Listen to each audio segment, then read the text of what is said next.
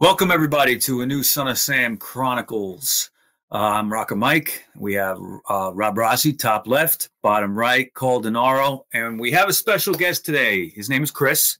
He is a Son of Sam researcher. He's a newbie, but he has a lot of information and he knows his shit very well. So welcome, Chris, to the show. Thanks, guys, for having me. I really appreciate it. Now, this show is going to be a little bit different than maybe you're used to the last few shows we've done. We're going to touch on more of the cult angle today related to the Son of Sam case and some peripheral characters around it.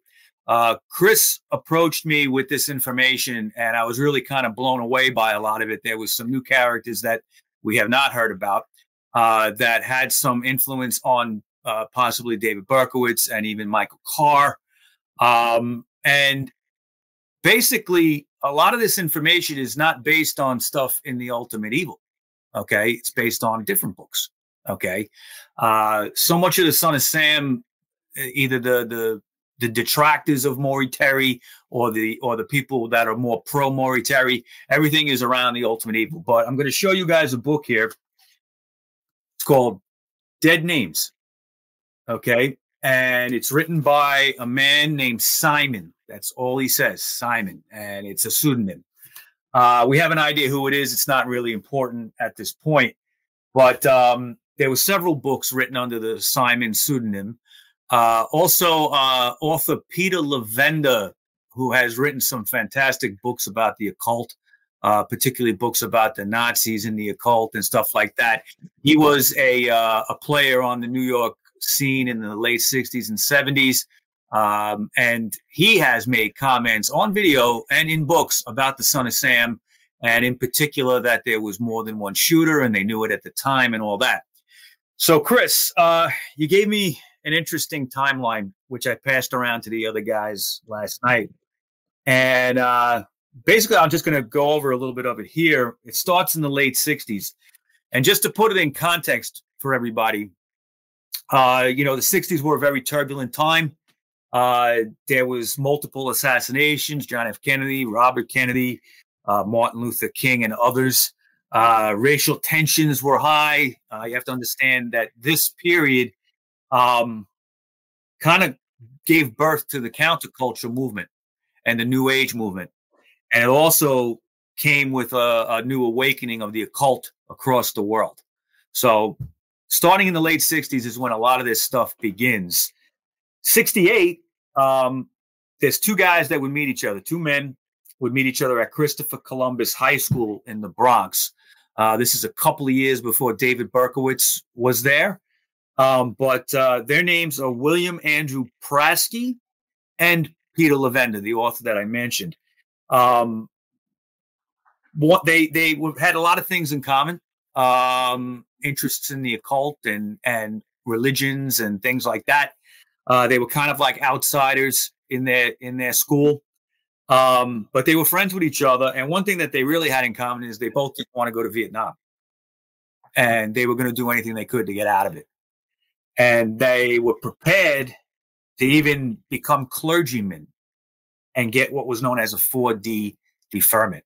So, Chris, talk about this a little bit and what you found. Well, I mean, the whole thing gets really interesting, I think, a little bit down the road. But the deferment is probably one of the most interesting pieces of all of this, because as a result of them trying to become clergymen, they ran into all these different groups throughout New York, which ended up kind of being all around the country as well. It's what they call this wandering bishop organization, there's different organizations with different wandering bishops, but in New York there were quite a few. Throughout the process, I guess, of them, getting the garb they would wear and the trinkets that they would have as a priest would or a bishop would, they they become ordained. They actually met a guy in Harlem who had, apostolic succession going all the way back to St. Peter. He was a Ukrainian monk of some kind, who left Russia, Ukraine, when all the strife was taking place way back when. Um, you know, I think by the time they get to about 1970, they were ready to incorporate the church, which they had in the Barnes Avenue area of the Bronx, where Berkowitz was obviously living. Um, some of the interesting things about that is while Berkowitz was in the auxiliary police, we find out in 1979 from Lenny Dapolito that, they were a pretty tight crew, but Berkowitz would disappear from time to time. I'm not saying that he disappeared to go hang out with Andrew Pratsky and Peter Levenda, but as we get further into this and we start discussing the book a little bit more, you find out that that might actually be pretty close to the truth as you're going to get. 1971, Berkowitz graduates. Christopher Columbus gets to the Army. I think we all know that story pretty well. In 72, the Warlock shop opens in Brooklyn, which is really important because that's really where Levenda and Pratsky kind of get back together. They lost touch throughout the years. Um, there's quite a few weird things happening at that time as well with these wandering bishops that they've become a part of. Let me jump in for a second here. Okay, I don't want to get too far ahead. Yeah. Pratsky, even though he was a bishop, I mean, they sought out to have apostolic succession to make it all legit. It was really important to them. It was important. They would walk around with their feet like this. This is my succession. There was paperwork and everything. Yeah, I get it. But at the same time, Pratsky was a bit of a criminal, okay, because he was interested in these rare books. Yep. Okay, and rare books and the occult often go hand in hand. Okay, there's a lot of people that are interested in rare books that are into the occult. What happened here with these rare books? Well, at that time, Pratsky gets hooked up with these two guys mainly. The first, what's their names here? We got Chapo and Hudak. Yes, Chapo and Hudak, exactly. He gets hooked up with these guys. Those two individuals would go to universities throughout the country, dressed up like bishops. Right. And what they would do is they would go to these, university libraries, and they would steal books, rare books. And the reason why they would steal them is because there's really wealthy people that are into this type of stuff and will pay top dollar for anything they can get that's ancient and deals with what we would call, I guess, esoterics or early religions. Right. They are very, very interested in the theology and some of the rituals of the old days because they believe those rituals work. They believe that they're going to be able to find a new way to use black magic, so to speak. It's around that time where I really think Levenda was running some kind of an intelligence operation.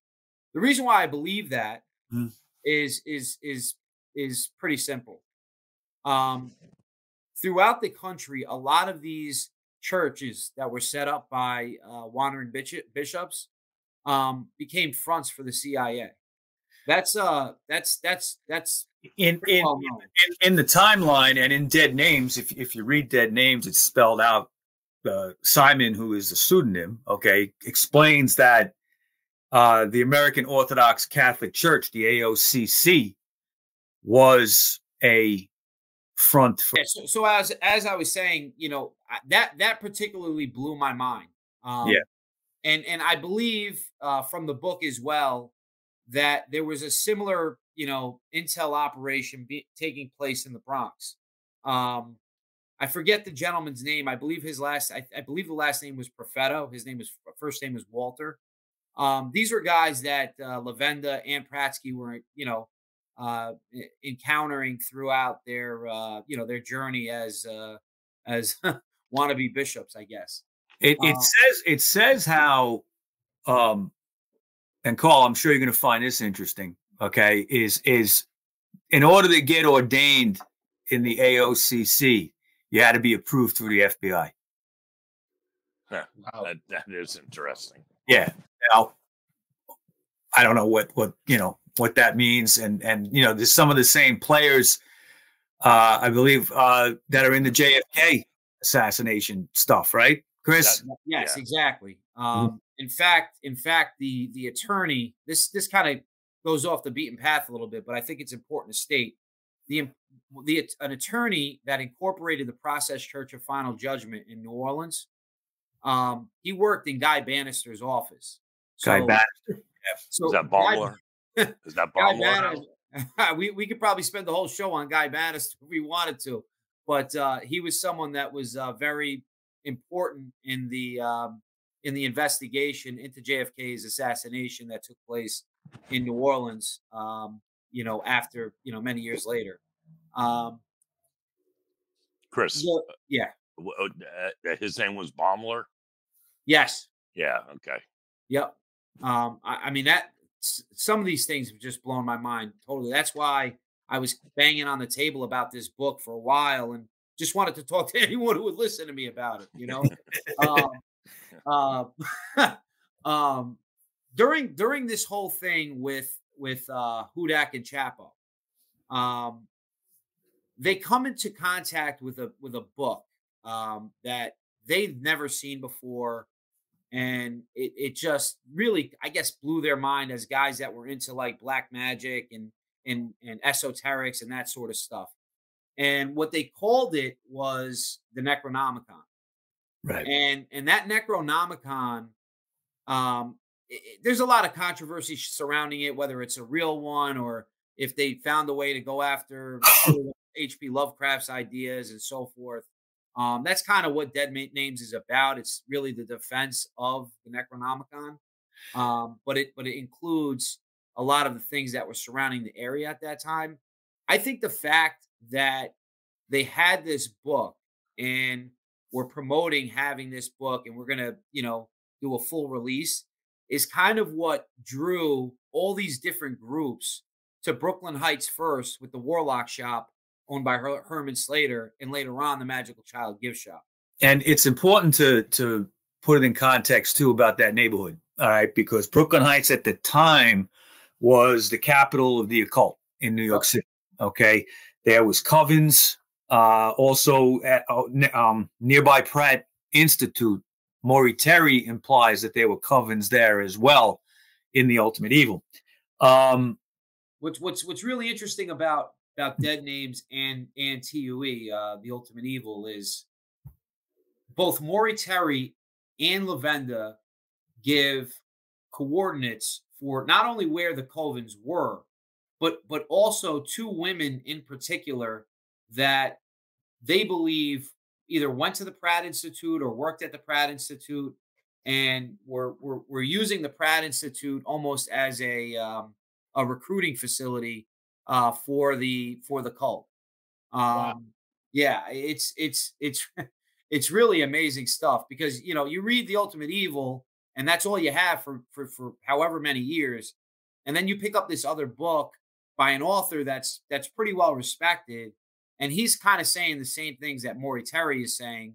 The coordinates aren't exactly right, but if you put them all together, you kind of get a really good idea where some of these people lived, where they operated, and how they operated. It's actually amazing. And the Process Church itself had its own location there in Brooklyn Heights, over on Hicks Street. Yep. Exactly. Okay. Close to Montague. Yeah. So they were known in the area. Now, the people working in the Warlock Shop knew about the Process Church as well. Yep. And again, this is all, it's kind of swirling around what would become the Son of Sam case. Exactly. Sorry. Let me ask you this. What is, in your opinion, okay, where is the tie here? Where is this link that has Berkowitz and possibly even Michael Carr connected with the occult? Well, this actually connects two things, and they're both very important. I didn't put this in my original outline, Mike, and I apologize for that. But the folks at the Warlock shop in that time period, they knew that there were some really weird rituals taking place in Brooklyn, and those rituals included sacrificing German shepherds. So you have it happening in a warehouse on the water in Brooklyn Heights, and you also have it happening, we find out later on. Simon is writing about this in Dead Names. Yes. Okay. And yeah, he's writing about it in Dead Names, and I think what he's trying to do is draw attention to the fact that this mutilation or sacrificing of animals and German shepherds mainly isn't something that just was made up out of thin air. And it wasn't something that was unique only to what we hear about in Untermeyer Park and in Yonkers. It gets really, really weird now, guys, I have to say, because, 73, Chapo and Hudak get indicted. That kind of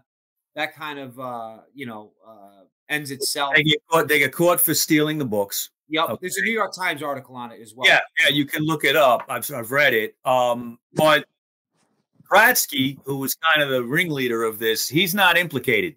Okay. And the reasoning is that, Hudak and Chapo never would have got out on bail if that guy was in jail too. So they didn't rat him out. Okay. But in the process of this whole thing of them getting indicted and caught, Bradsky freaks out and burns all his books that he got from them. Yeah, he does. Yep. Yeah. And Simon in Dead Names was in the process at that time of having the Necronomicon translated. Yep. And it's possible that the original manuscript of the Necronomicon was burned. Yes. And it's really also important to note that that these guys really took that Necronomicon book very seriously. And there was also some controversy surrounding how Hudak and Chapo were actually pinned down by law enforcement. There's a couple of people in the book that try to take credit for it, and I think Simon alludes to the fact that he was really the guy that got those guys jammed up. And I really I find that interesting. He doesn't come out and say it perfectly, but I think if you read the passages enough time, you might come to the same conclusion that I'm coming to. Now that would kind of, so you're saying Simon may have gotten those guys pinched. Yes. Okay. Now that would definitely play into the intelligence angle. Yes. And I'm going to just come out and say it real quick. If you read Levenda's book, biography with Simon and Schuster, he's a member of former intelligence. There's an association for. You know the name of that book? What's that? You know the name of that book? The biography of Levenda. I wasn't aware he had a biography of himself. Yeah, there is a biography on Simon and Schuster. Another really interesting trinket in his biography is in 1980 he decided to become an auxiliary police officer in the Bronx.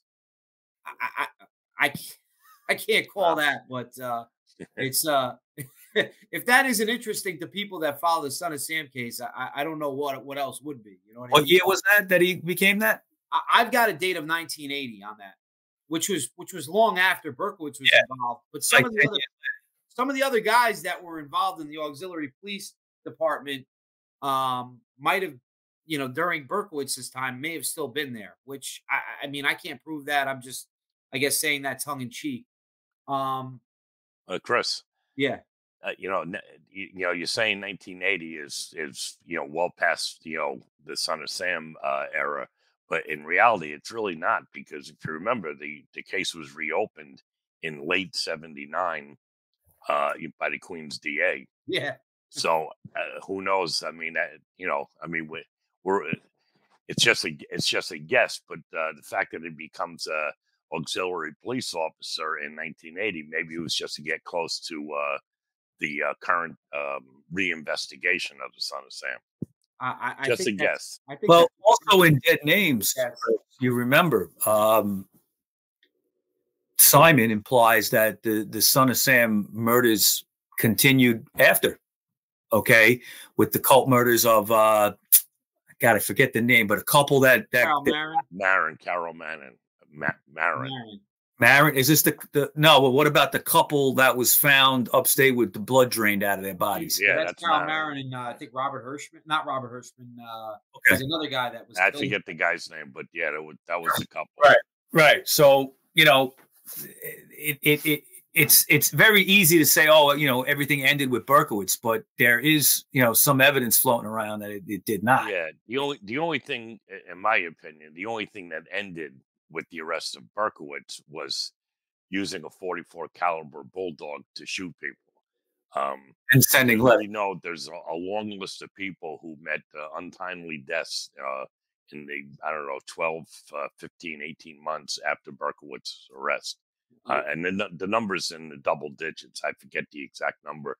I'm going to guess around 15 people met untimely deaths within 18 months of Berkowitz being arrested, including cars. including the two Carr brothers. Yes. Yeah, and there was actually one that died almost instantaneously after Berkowitz was arrested. Her name was Suzette Rodriguez. Right. Funny enough, she was a Bronx kid, South Bronx, I think, and she was arrested a year earlier in Yonkers. She gave an address to Yonkers police at 84 Court Street in Brooklyn Heights. Why she did that? She also gave a fake name as well. But it just, to me, it just sounds interesting that this young kid who's been hanging out in Yonkers and is from really the South Bronx, when she gets arrested, pulls 84 Court Street in Brooklyn Heights out of her bag as her residence. Is that it, Chris? Is that Court Street? Is that in the vicinity of Brooklyn that we're talking about? Well, yes. How about this? It's like 7 minutes from the Warlock Shop's place. Okay. A little south. Right. Nice. That's it. And if you go through the coordinates that they give you, both Maury and Lavenda or Simon in Dead Names, everything's like 5-6 minutes from each other. It's really insane. Yeah. We get to 74, and that it's really important in 74 for me, and I think for the Ultimate Evil, because that's the year Arliss Perry was unfortunately murdered in a pretty heinous way in a church. California. Yeah. I've heard controversy through people that research this, and they don't believe that maybe Arliss Perry really should have even been in the book. But I do find it interesting that she was mentioned in this book as well. There's a lot of stuff surrounding that case. You could spend 3 or 4 episodes of this on Arliss Perry alone. But it is important to state that it's also the same year that Berkowitz gets discharged from the Army. By 75, he moves back to Barnes Avenue. It's at this time where I was saying, get a little weird. They get pretty weird. David Berkowitz meets Michael Carr on Barnes Avenue in 1975, probably through Andrew Pratsky, in my opinion. How do you get that opinion, though? I get that opinion because that's where they were hanging out, and Andrew Pratsky and Michael Carr were friendly with one another. They shared some common interests. Andrew Pratsky was this guy that was extremely into coats of arms. His father actually had an entire workshop where he built all this medieval weaponry and garb. My understanding is Michael Carr was interested in that as well. They were also into these really, really weird titles of nobility. I think if you've taken a deep dive into Son of Sam, you'll know that Michael Carr used to use a name, Baron D. Chernovsky or something like that. Andrew Pratsky used to do the same type of stuff. Early in the book, in Dead Names, Lavenda says something pretty interesting. He says, you know, by that point, at a young age, Andrew Pratsky was already dating a lot of older men. There's been some rumors about Michael Carr and what he was into. I don't begrudge anybody for that. But there has been some rumors that he was also a homosexual. My gut feeling in all this is, and I can't prove this, but I have to say it, is that I think those two met through some mutual friends they had that they may have been dating or something like that. That may sound extremely crazy. I apologize if it does, but I don't know. Birds of a feather. As possible as anything, and especially in the 70s, I believe the gay community was pretty close knit. So a lot of guys knew each other through their relationships or just from hanging out in clubs and wherever things were going on. What I can tell you is this, is that, you know, in the early 70s, Berkowitz was very much interested in religion. And I do believe he met Andrew Pratsky while he was building his church with his father in that area. But that would have been before he even graduated high school. Right. And I think that's why when he moved back to Barnes Avenue, he would just so happen to end up at a party on Barnes Avenue with Michael Carr and Andrew Pratsky. Okay, now the church that Pratsky built was on Hunter Avenue in the Baychester section. How close is that to Barnes? I haven't done the map on that in a little while, but it's really not all that far at all. Walking distance, just so people understand. I don't know if I would say walking distance. And I apologize that I don't have that information with me. Problem. But, I can tell you that the church that they built was walking distance from their house. The father, Andrew Pratsky's father, literally walked out of Christmas dinner, walked to the church, and hung himself in it in 1984. Oh, wow. That's a part of the thing. We're gonna get into that possibly in another episode.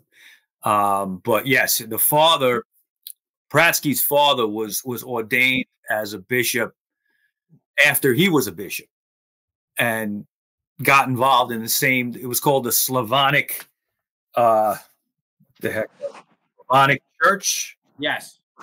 The Slavonic Orthodox Church. Yeah, Slavonic Orthodox Church. That's the church that Pratsky and Lavenda actually started together, and they brought in Pratsky's father as a bishop. Okay. There was a point when Lavenda and Pratsky have a falling out, but Lavenda and them make up later on. If you're going to talk about the dad real quick, it just seems like Pratsky had like a crazy relationship with his father. I mean, his father was one of these like hard-nosed, hard-working, blue-collar guys. Old like Eastern European guy. Yeah, he was a mechanic for I think the city of New York or something like that. He worked for the Triborough Bridge and Tunnels. There you go. Yeah. So I mean, he was. They had some. There was some funny articles about his dad too. They called him like the gnome of Pelham Bay or something like that. He was a kind of like a funny guy. He was, and he was obviously into some pretty wild stuff. I mean, he became a bishop late in life. Like I said, he was a metal worker. He did ironworks. And he would build these coats of arms and like this armor that they would use back in the I guess the Middle Ages or the Renaissance and stuff like that. And he built the church for them. And he did build the church as well. Yes. Wow. Another thing happens in 75. I think this is where the Magical Child gift shop finally opens. Yeah, and just so people understand, you had the Warlock shop a few years earlier in Brooklyn Heights. Herman Slater, who owned that, then goes over to Manhattan on West 19th Street and opens up the Magical Child. Keep in mind, too, that the Necronomicon is still being translated. They had problems getting that done. It took a while. And when the shops moved over, okay, Warlock shop became the Magical Child. In 75, the Necronomicon still hadn't been published yet. No, but it was completed. Completed with the translation, though, right? Yes, and they started promoting it pretty heavy, at least by the end of 75, and definitely in early 76. And I think it's really important because people in that world, I don't care if they were people that were just reading tarot cards, or the Italian Stragers from Pelham Bay in the Bronx, or someone like a Process Church of Final Judgment. Everyone was interested in that book, and I think that's really when the business that they had over there was really blowing up. They were doing extensive stuff there. I mean, they were doing classes on nightly basis. They were teaching all types of stuff. You could get all kinds of human skulls and things that people like Handle. Yeah, I mean, I don't know. I get queasy thinking about it. I don't know, but this is what these people are into. On top of that, you have this Necronomicon, and I think that's really where Lavenda especially has a little bit of teeth behind what he's saying. He knew who was in and out of that place. He knew who everyone was in one regard or another. And I think what he's done pretty well is say the process was there. We were extremely worried about them. And this Son of Sam cult existed. We knew who they were as well. And it appeared that the Son of Sam cult and some of these process people, whether it was, the main group that everybody talks about and knows about, or some splinter group of some kind, I don't know, but they were definitely there and they definitely knew each other. And I think that's extremely important right now, because there's a lot of debate as to whether the process was even involved in what was going on in Untermeyer, or if David Berkowitz is involved with them, etc. And I think, having an author, talk about this in multiple books, not just Dead Names, but Sinister Forces and maybe another one as well, adds a lot of credence to what Maury had done in I guess the decades of research he's put together. Well, what's important to realize also is, Lavenda himself I've seen the videos. He did a video, I think it was last year or the year before, with Sean Stone, okay, and who we had on our show here a few months ago. And I saw it. He said, we knew during the Son of Sam murders that there were more than one shooter. We knew this. Yep. Okay. Now, it's one thing to say, we thought there may be, or there could have been, or this guy is saying we knew. Okay. That's more like, that's more than Maury Terry even put out, if you think about it. He didn't even just say that. He also said we knew what occult calendar they were following. That's right. I mean, come on now. Yeah, that's something that I never took a deep dive in that. But Carl, I mean, your shooting happened late October. Yeah. What would be the cult anniversary, holiday? If I'm not mistaken, it was a week early. A lot of the attacks happened on like occult holidays or the eve of an occult holiday. My shooting, wow, from what I remember, the nearest occult holiday would be Halloween, or the following day, All Souls Day, or All Saints Day. All Saints Day, yeah. All Saints Day. So that would be a week off. So that, I mean, that's pretty much all I know about it. I don't think there's any other significance to October 23rd. But if you were to look at some of the other dates, could you match them with something occult? Well, I don't have that handy. But if I'm not mistaken, in the Ultimate Evil, Maury goes through that, and it's not in one concise place, so you're gonna have to read the whole book to get the information. But he does tie, if I'm not mistaken, he does tie in all the shootings with with some occult holiday. Yeah. This is where I think Lavenda and Maury kind of, they go their separate ways. Lavenda's a little bit critical of Maury's theory on that.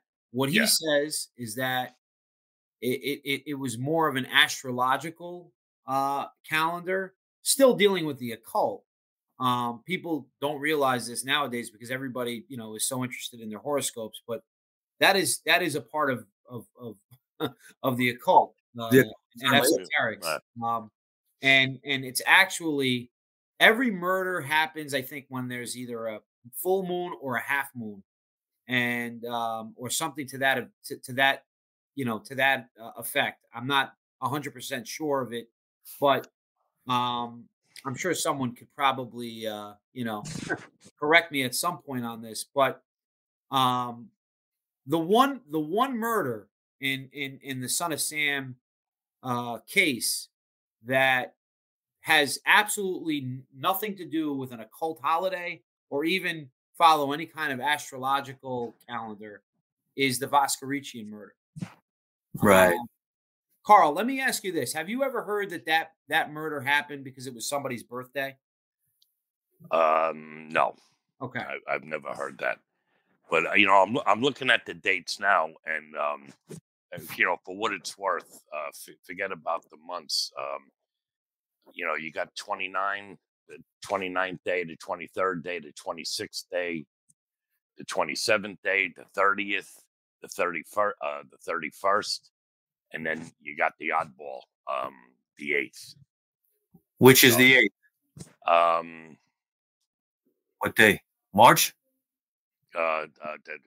March, yes. That's the Vostorician one, isn't it? Right, Yes. yeah.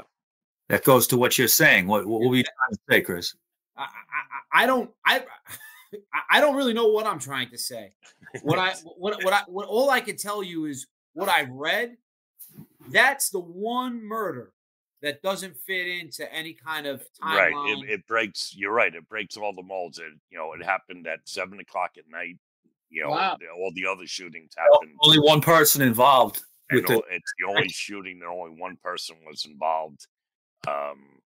Yeah. And it happened during the week, which is, if I'm not mistaken, the first shooting happened during the week, and the Vascarician shooting happened during the week, a weekday. And all the other shootings were on the weekend. Yep. Well, many people have said that I've heard this from different people, is the Vascarician one could have been something done to throw off the police, to make them think it wasn't part of the same, but they hadn't put them all together at that point. I realize. Yeah, I'm not a big fan of that theory for exactly that reason. There really wasn't a pattern. March 10th, 1977, when the police, had that press conference and said, we have a serial killer and we've tied 5 shootings that we thought were random. They're not random at all. After that, then that theory might hold up. But up to that point, they were just random shootings.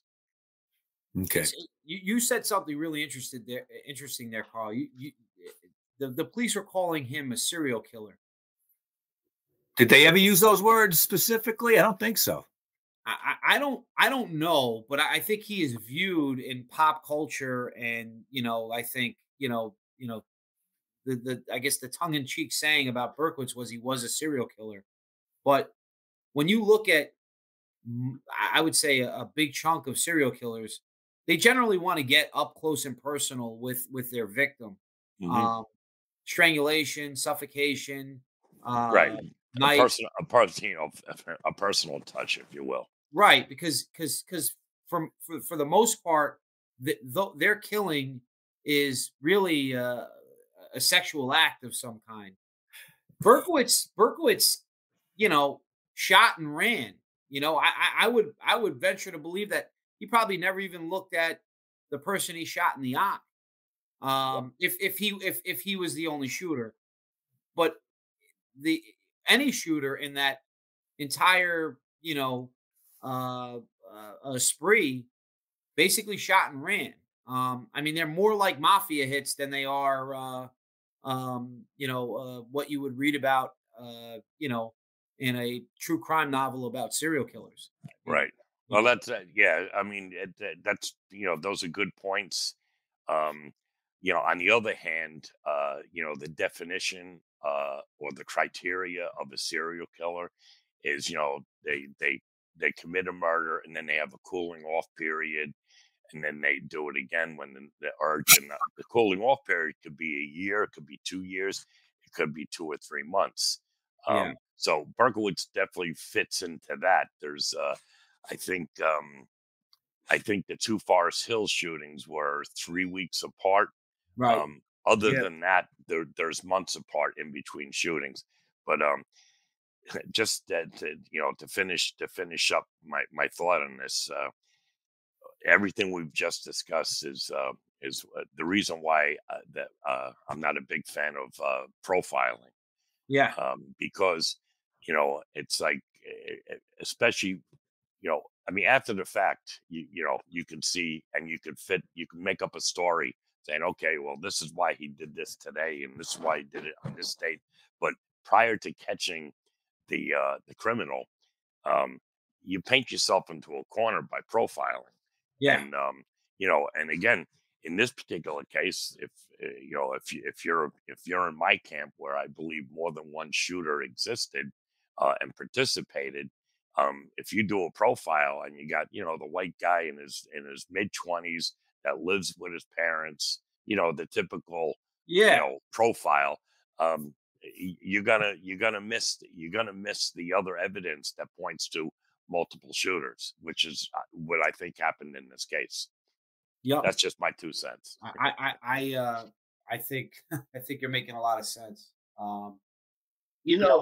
Well, Chris, I always say they look like mob shooting because, like, they look like they were hitmen just going after certain people.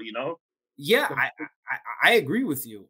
It's just really weird. I mean, I think as a kid, the only serial killer I ever knew of was David Berkowitz, and I thought that's how serial killing kind of happened. And I really wasn't ever interested in the subject. I started watching Dexter many years ago, and I kind of learned a little bit more of the mindset of serial killers. And Dexter, while it's a Hollywood version of a serial killer, the more I read about serial killers after that, they were fairly similar to what he was. Yeah. I don't know. The whole thing blows my mind. Everything from start to finish with this case, as a result of reading Ultimate Evil and kind of getting, immersed in the subject and learning as much as I've learned over the, last couple of years. I think there's 2 points to make here, and 76 is when Berkowitz moves to Pine Street, and I think it's like within a few months, that's when the attacks start happening. Let me interrupt for 1 second there, Chris. Okay. Yeah. He moves to Pine Street in 76, 35 Pine. Obviously closer to the cars. Yeah. Right. Now, in your opinion, since in 75, Dead Names has Berkowitz meeting Michael Carr over at Barnes Avenue. Yeah. And keep in mind, this is the other end of the Bronx. Okay. From Yonkers. Yonkers is north and east. Okay. Barnes Avenue is more towards the Pelham area, right? Yeah. 100%. Yeah. The general, being from the area, I could tell you, the general move, if you live in the area that Berkowitz lived in the Bronx, is to go up the Sound. You go to New Rochelle, which he did. Yeah. You go to Pelham, you go to Mamaroneck, Harrison, but you don't normally make that move to Yonkers. No, you could make the move to Yonkers. That could happen. But you're not going to make the move to Yonkers all the way on the Hudson River. It just doesn't make any sense to me. I mean, unless you have family over there, I don't know why anyone would want to move there from unless you have a friend there. 100%. Exactly. Right? And I kind of, this is kind of a puzzle piece that, you don't have in the Ultimate Evil, but this is a missing puzzle piece here, I think, because the question has always been, why did Berkowitz move over to 35 Pine? Well, according to Dead Names, he already knew Michael Carr from hanging out over on Barnes Avenue with Prasky. All right. That would make sense that he knew Michael Carr. Does he know John Carr? See, that, that we don't have that answer yet. Okay. We don't know how they meet other than they're brothers. So maybe Michael brought John into this. I have a pretty good feeling on this. Hank Sinati was a guy that was pretty important in the investigation early on. He mentioned in an interview very quickly that, and I never knew this prior to this interview, was Pelham Bay Park.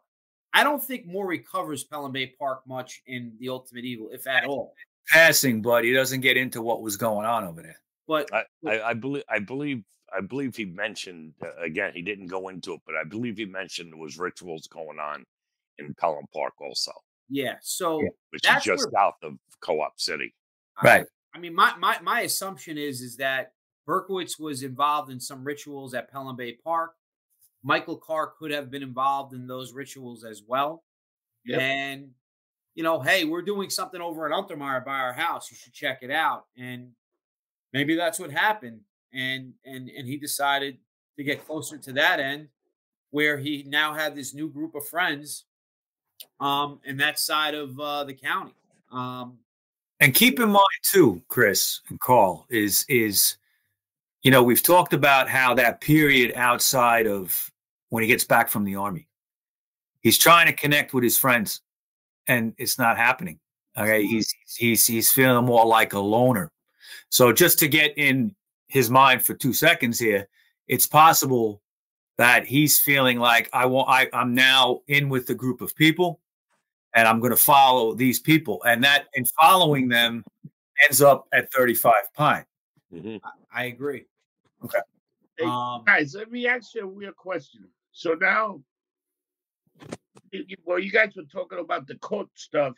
What if those shootings were like sacrifice for like the moon or the sun god or whatever the hell kind of thing they were worshiping? What if those killing were he was trying to make sacrifice to level himself? Or who the hell knows what was going on at this point? If all these the cult and all this crazy stuff, it could easily be something like that too. Who the hell knows?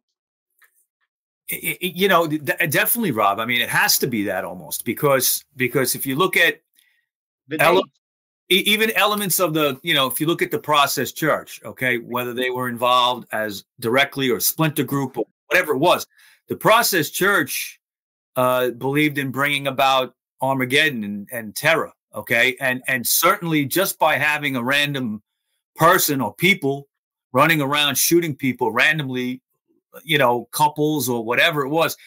By the time he was called the 44 caliber killer, the city was like in total fear. People were afraid to go out. Women were changing their hair. All that stuff. They were creating that. And yes, I mean the Eliphas disco. Who was Eliphas? Eliphas is Eliphas Levi, a cult figure.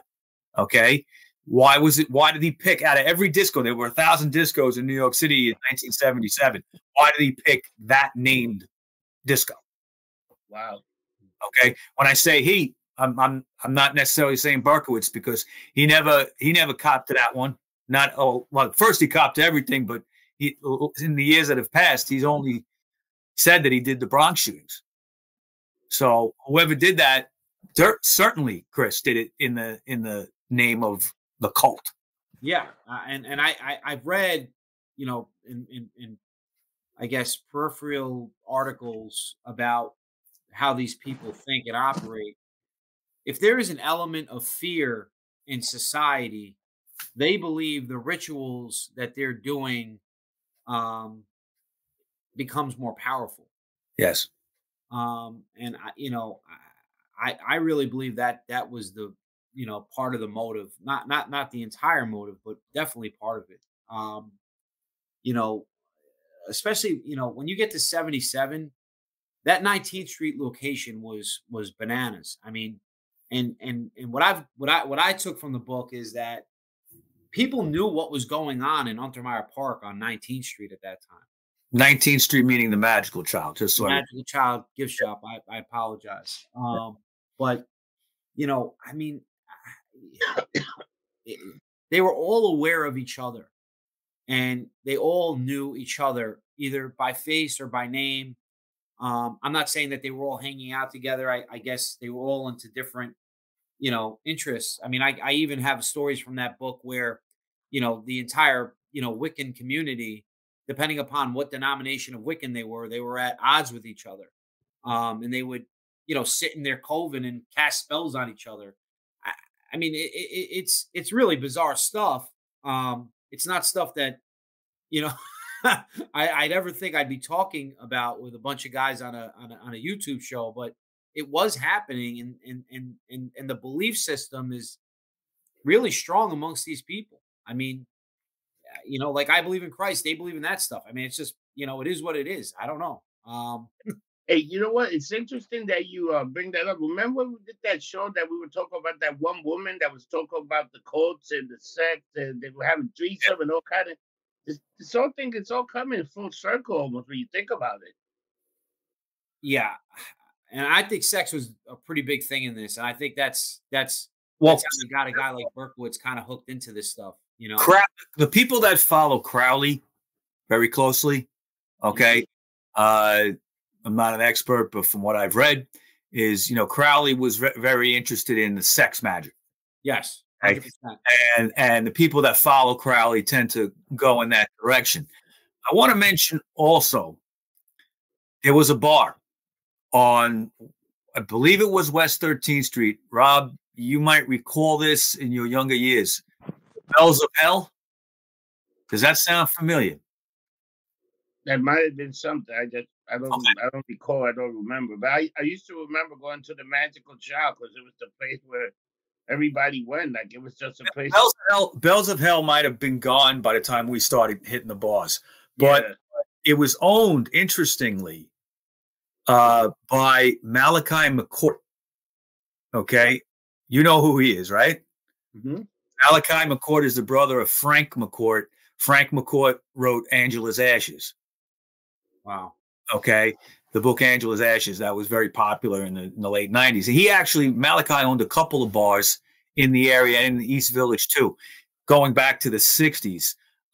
He was one of the first guys that had like an interracial bar. In other words, even for it was advertised as a singles bar, and it was interracial. And actually the mob on the west side didn't like that too much and burned down one of his bars at that time. But the reason I mentioned Bells of Hell is it's mentioned in Dead Names. Okay. Simon does bring this up about how it was a hangout of people that hung out at the Magical Child. Okay. It was a bar that people went to often and met there for drinks. And also it was a hangout of the people in, you know, the music industry. There was a lot of musicians, guys that ended up playing in like Black 47 used to hang out there. Okay. Stuff like that. Now, you know, I don't know. I'm not saying anything about Malachi McCourt. I don't know, but it seemed that if you have a hangout, somebody's got to know what these people are into, you know. I mean, Rob, at International, if there were, you know, 25 people coming in all the time and they were into the cult, I think you would know that. Right, Rob? Yeah, you would. Yeah. I'm looking up some picture of it. It was on West 13th, I think, but I don't know where. I see it right here. It was McCollin on gold smuggling, running bar, and raising hell. Mm-hmm. So I think this bar closed down. It did. And you know, and Malachi is you know, he's deceased for probably about 10 years now, I think. But I just mentioned that in passing because it's mentioned in Dead Names as another hangout where these people were. And you know, of course, I'm always interested in the musician side of it, where these people are hanging out too, and everybody's knowing each other, you know, and this is going back in the 70s, you know. So yeah, I mean, you had some pretty, you know, you had some pretty big time people by 77 going to that Magical Child Shop. Well, one person that stands out for me is Patti Smith. Well, I'll go even bigger than that. John Lennon and Yoko Ono. Yeah, they used to go there too. Right. Yeah, 105 West 13th Street. 105 West 13th. So that's between 6th and 7th. Yeah. Yeah. You know, you also had people like Robert Mapplethorpe. You know, that was Patti Smith's, you know, boyfriend at the time. Right. Okay. Yeah, I mean, they were known to Patti Smith in her books, where she talks about her life. She mentions going there all the time. You know, but there's one other element to this that I find really interesting, and it's kind of what really pushed me towards Dead Names and Sinister Forces and this stuff with Lavenda. He gets interviewed in the Sons of Sam documentary, but in the podcast version of it, and he says something really interesting in it. He says we were investigating the process at the time, and I don't know. I listened to it so many times, and I don't understand that part. I have some feeling on it. I don't know if it's something we want to talk about on this show, but when you take into account who Herman Slater was and what the type of stuff that he was into, it was some really bad stuff, stuff that will make your skin crawl. And you know, I really wonder what they were actually using that. What was the real reason why that place existed? Was it really just for the occult? Was it for some other aspect, whether it be intelligence gathering or something else? It's well, and he says this. Lavenda says this in the audio podcast that Josh Seaman did okay. It's an interesting comment. We were investigating. Well, you know, who are you to investigate? According to what we know, you just worked there. You know, what was really going on? It's a good question, and you know, we can definitely get into it. So I just wanted to say that this show today is the first of a couple of shows we're going to do regarding this topic with Chris. We kind of slapped it together very fast. What do you got there, Rob? Oh, nothing. I'm just trying to get it all. Okay. You know, we're just going to be talking about this in the next couple of shows, and we didn't have time to put together a whole theme, so we're kind of all over the place today. But that's fine, because this is what we're going to be talking about down the line now. So I want to thank everybody for watching, and we'll see you in the next episode of the Son of Sam Chronicles. Thank you, everyone. Take care, people. Yeah.